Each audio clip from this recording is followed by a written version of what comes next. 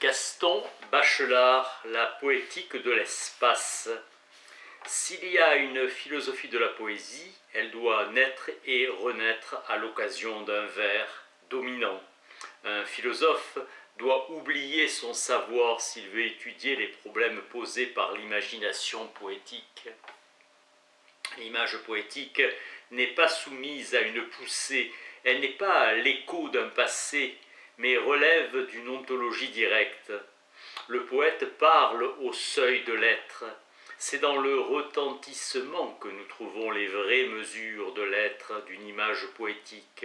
Minkowski. L'image poétique échappe à la causalité.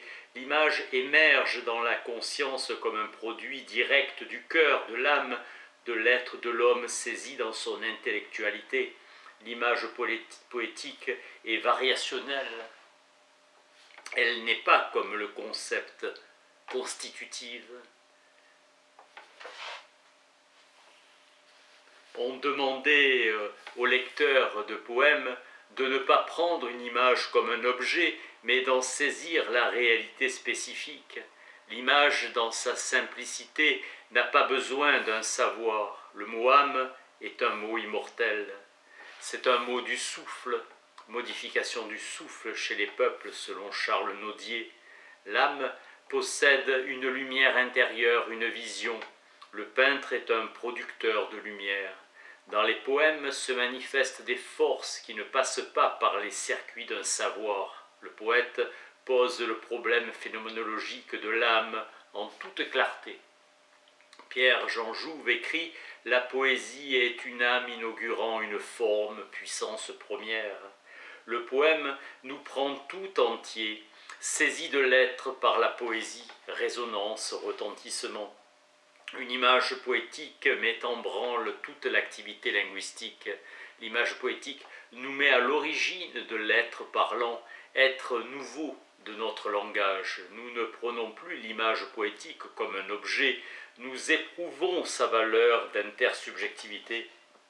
Créativité où la conscience imaginante se trouve être très purement une origine. Le critique littéraire est un lecteur nécessairement sévère. Nous, par contre, adonnés à la lecture heureuse, nous ne lisons ou relisons que ce qui nous plaît, avec un petit orgueil de lecture mêlé à beaucoup d'enthousiasme. Tout lecteur refoulé refoule un désir d'être écrivain. La modestie refoule ce désir. Jean-Pierre Richard, Poésie et profondeur, dit que l'œuvre de Baudelaire nous concerne. Nous sommes partie prenante, le lecteur participe à cette joie de création que Bergson donne comme le signe de la création. À vivre les poèmes, on a l'expérience salutaire de l'émergence. La vie s'y désigne par sa vivacité. La poésie contemporaine a mis la liberté dans le corps même du langage. Elle apparaît comme un phénomène de la liberté. Le vers a un mouvement, la poésie entraîne l'imagination créant une fibre nerveuse. Vandenberg écrit « Les poètes et les peintres sont des phénoménologues nés ». La poésie donne des preuves de sublimation absolue.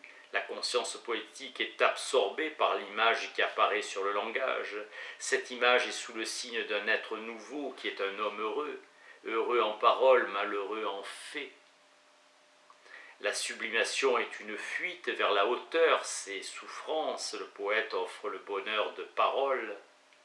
Le poète crée des images que la vie ne prépare pas. Il s'agit de vivre l'invécu.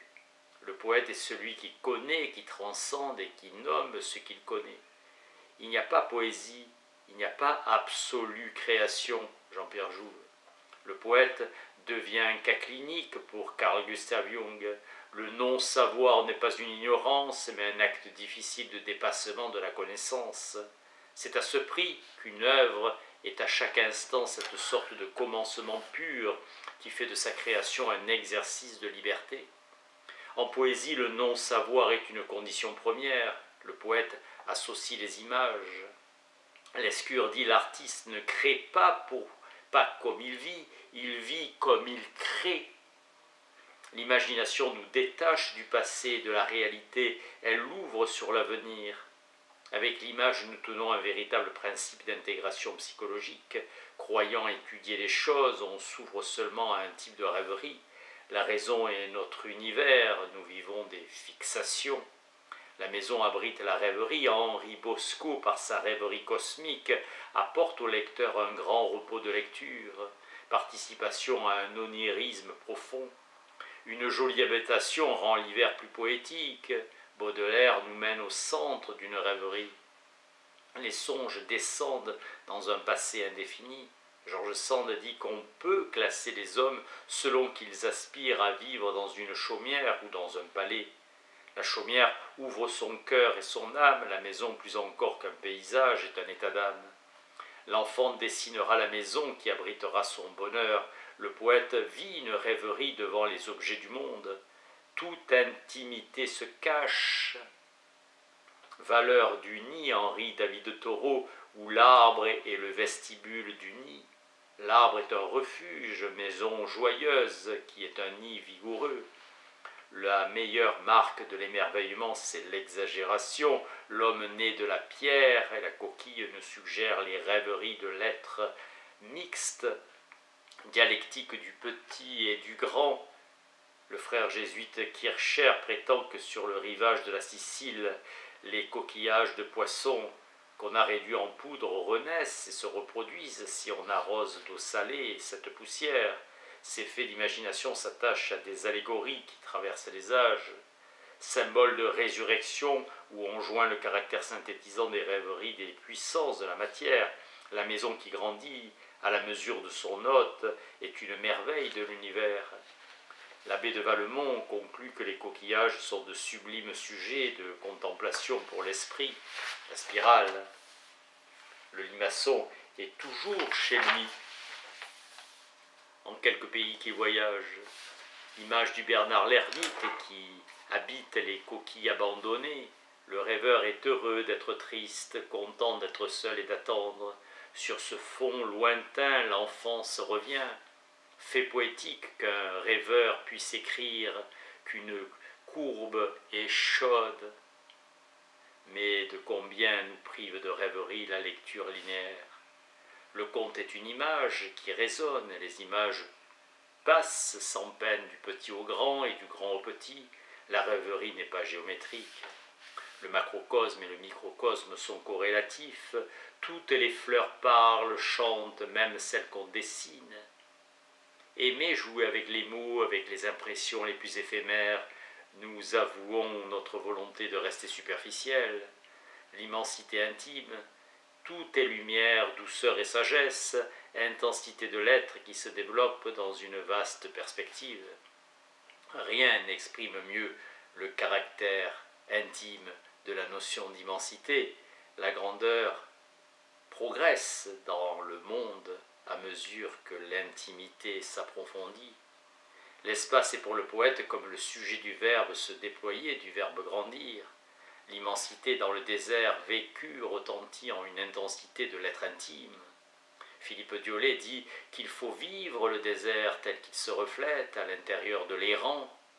Il dit aussi que celui qui a connu la mer ne pouvait plus redevenir un homme comme les autres. Toute image a un destin de grandissement. Un poète dira discrètement « J'habite la tranquillité des feuilles, l'été grandit », Jean Lescure. Dialectique du dehors et du dedans, l'image du poète est une folie expérimentale. Rilke écrit « Les œuvres d'art naissent de qui a affronté le danger, de qui est allé jusqu'au bout d'une expérience, jusqu'au point que nul humain ne peut dépasser. » L'imagination est la faculté la plus naturelle qui soit. De vers en vers, le poème grandit, augmente son être. Merci.